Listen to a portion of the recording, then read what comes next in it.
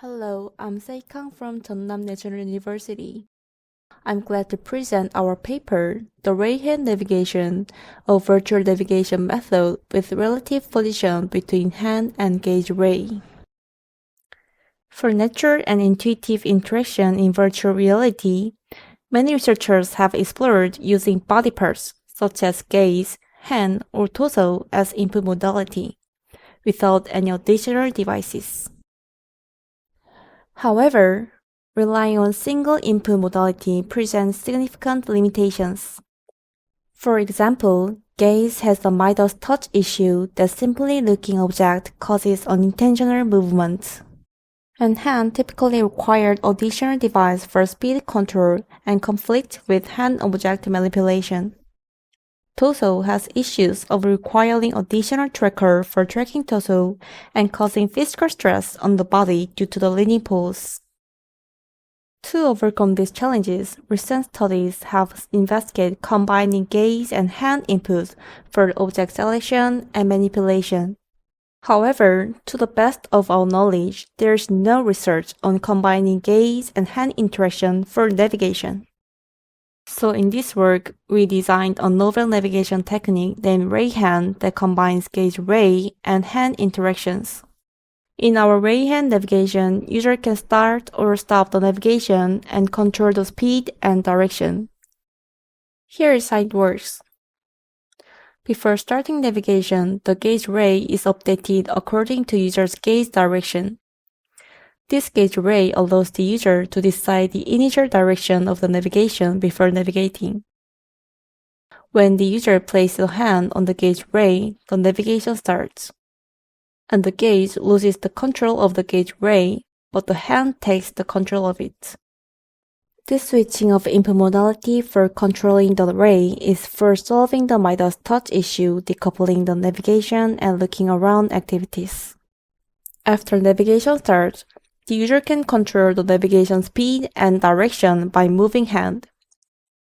The translation speed is determined by the distance between the hand and head with the forwarding direction of the ray. When the user moves the hand forward or backward, the translation speed becomes faster or slower. The direction is changed by the hand's relative position to the ray. When moving the hand left or right relative to the ray, the navigation direction turns left or right. The rotation speed is controlled based on the orthogonal distance between the ray and the hand. The rotation speed increases as the orthogonal distance between the ray and the hand becomes greater and vice versa.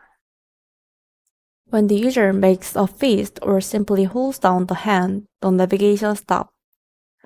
Then the gauge ray is updated and controlled by the user's eyes again.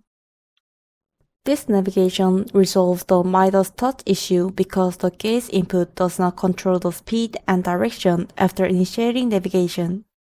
Also, no additional input device is required by hand motion to control the navigation speed and direction.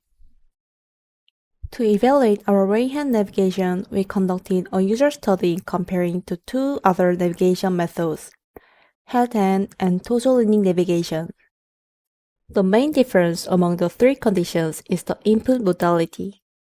Our RayHand navigation exploits the gaze and hand input modalities, while the head-hand and torso-leaning navigations used only one modality, such as the hand and torso.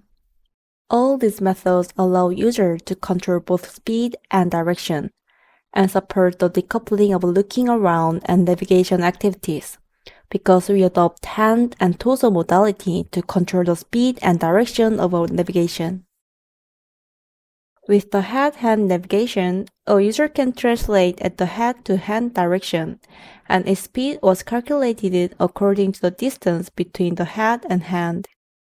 It is the same way as how the RayHand determines the translation speed. However, it directly maps the user's physical body turning to rotation. Torso-leaning navigation also directly maps the user's physical body turning to rotation.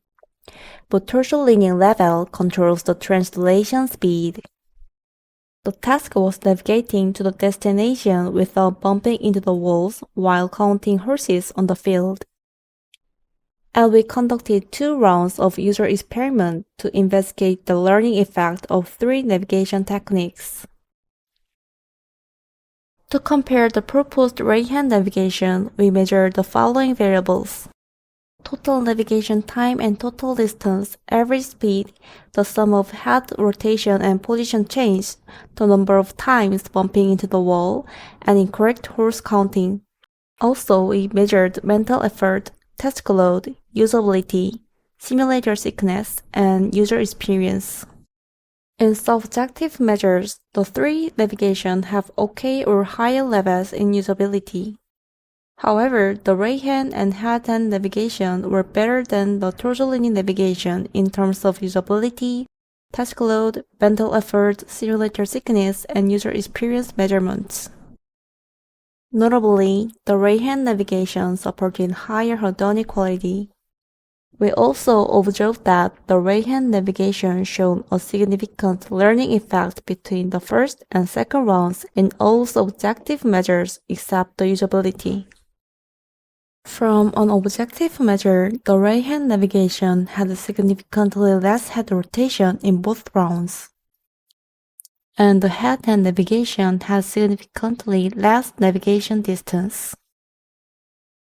Contrary to results from the subjective measures, we found no significant difference among the 3 conditions in most objective measures, including total navigation time, speed, and incorrect horse counting for both rounds. And one interesting point is that in our observation, the RayHand navigation required less amount of body movement and it helped participants stay inside of the designated interaction area.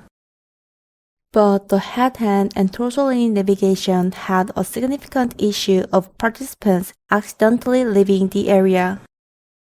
Reflecting on our results and observations, we highlight several key findings. First, all 3 navigations supported positive user experience.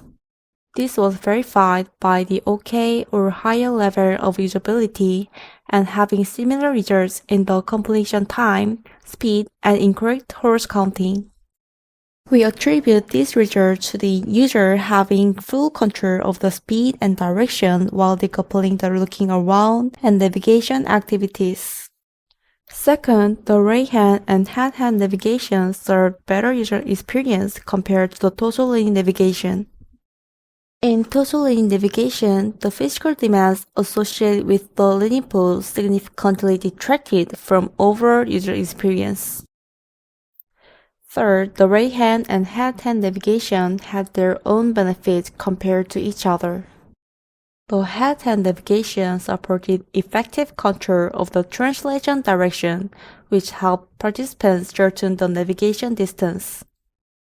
Meanwhile, the RayHand navigation was notable for its low demand for required body movement.